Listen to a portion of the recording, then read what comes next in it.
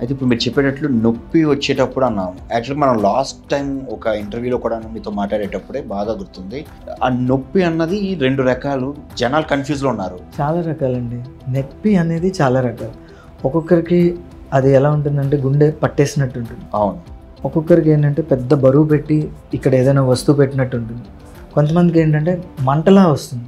చాలామంది అదే gas problem అని అనుకుంటారు. సో మనకి ఎప్పుడైనా సరే మనకి ఈ ఏరియాలో కొత్తగా ఏ ప్రాబ్లం వచ్చినా సరే ఫస్ట్ అది గుండెకి సంబంధించిందా కాదని చెక్ చేసుకోవడం చాలా మంచిదండి. ఒకవేళ మీరు కార్డియాలజిస్ట్ని కలిసిన తర్వాత అది గుండెకి సంబంధించింది కాదు అని తెలిసిందనుకోండి, మళ్ళీ ఇంటికి వెళ్ళిపోవచ్చు. అంతేగాని నిజంగా అది హార్ట్కి సంబంధించిన పెయిన్ అనుకోండి, మనం ఒక్కొక్కసారి ప్రాణాలే కోల్పోవాల్సి వస్తుంది. ఓకే. ఒకవేళ అలాంటి పెయిన్ వస్తే ఫస్ట్ చేయించుకోవాల్సిన టెస్ట్ ఏంటి? ఈసీజీ అండి. ఓకే. ఈసీజీ మీరు దగ్గరలోనే ఉన్న